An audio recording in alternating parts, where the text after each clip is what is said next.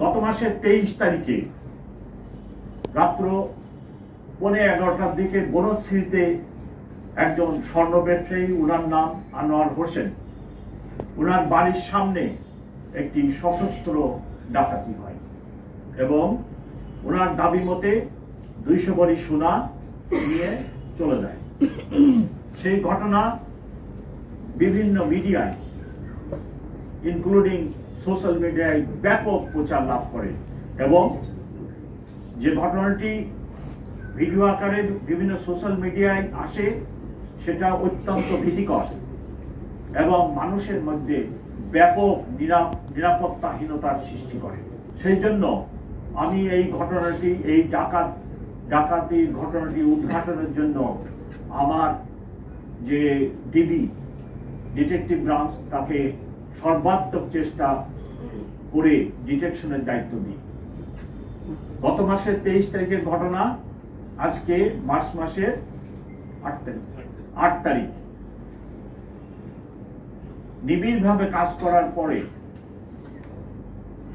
আমরা এই ঘটনাটি উদ্ঘাটন করতে সক্ষম হয়েছি।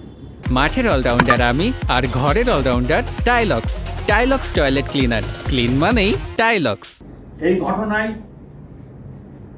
7 জন জড়িত ছিল,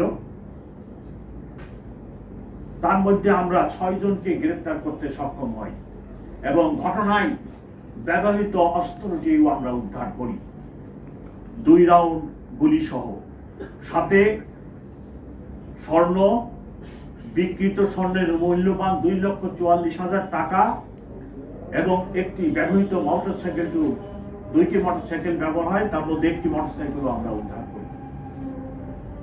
যাদেরকে গ্রেফতার করা হয়েছে তাদের মধ্যে যে রিং লিডার ছিল তার নাম হলো কাউসার, তারপরে খলিল, ফরহাদ, ব্যাকআপ ও রেকি পার্টিতে দায়িত্বরত ডাকাত ছিল সুমন, দুলাল চৌধুরী, 6 জনকে আমরা গ্রেফতার করি। গ্রেফতার করে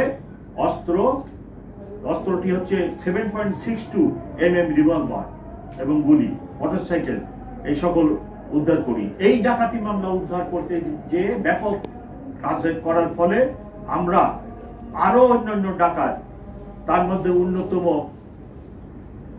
24 সালে ডাকাতির পরে ফারহিন জুয়েলার্সে, সেটার মূল আসামি ইয়াসিন মাল, তারপরে দেলোয়ার, তাদেরকেও আমরা গ্রেফতার করি। আপনারা জানেন ডাকাতরা সংঘবদ্ধ থাকে এবং অ্যাক্টিভ থাকে এবং অনেকগুলি ডাকাতি করার গ্রুপও আছে। এই ঘটনাটি উদ্ঘাটন করতে যেয়ে আমরা ওই সকল ডাকাত দলকে চিহ্নিত করতে সক্ষম হয়েছি এবং অচিরেই আমরা তাদেরকে গ্রেফতার করতে পারবো বলে সক্ষম হব। এইরূপ ঘটনা যেটি বনশ্রীতে হচ্ছে, যেটা জনমনে আতঙ্ক সৃষ্টি করে, এইরূপ ঘটনা আপনারা সোশ্যাল মিডিয়া, আপনাদের মিডিয়ায় প্রকাশ করেন, কিন্তু একাধিকবার যদি একই ঘটনা প্রকাশ করেন, অনেক শিশু, অনেক বৃদ্ধ, অনেক দুর্বল চিত্তের লোক আছে, তাদের ভিতরে বেশি আতঙ্ক সৃষ্টি করে। যার ফলে আপনাদের কাছে আমার অনুরোধ, একটি চ্যানেল আমার একটি গোয়েন্দা বাহিনী আমাকে জানাইছে, একটি চ্যানেল থেকে এই ঘটনাটিকে 2 ঘন্টায় কতবার প্রকাশ, আমার মনের এই সংখ্যাটা প্রকাশ করা হয়েছে। তো আমার অনুরোধ, আপনাদের যে মিশন আমাদেরও একই মিশন, আমরাও মানুষকে সেবা দিতে চাই, আপনারাও মানুষকেই সেবা দিতে চান। সো পেশাগতভাবে আপনারা একদিকে আছেন, পেশাগতভাবে আমরা আরেক দিকে আছি। সো আপনাদের প্রতি আমার অনুরোধ, আপনারা প্লিজ এমন কোনো ঘটনা, এমন কোনো দৃশ্য আপনারা দেখাবেন না যেটা জন আতঙ্কের সৃষ্টি করে। 1-2টি ঘটনা ঘটতে পারে, আমরা দায়িত্বপ্রাপ্ত লোক, আমরা অবশ্যই চেষ্টা করি সেই ঘটনাটি উদ্ঘাটনের জন্য।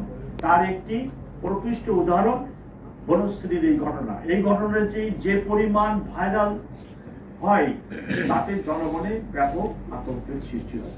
কিন্তু 23 তারিখে ঘটনা হওয়ার পরে আজকে 8 তারিখ, ইনশাআল্লাহ আমরা এই ঘটনা উদ্ঘাটন করতে সক্ষম হয়েছি।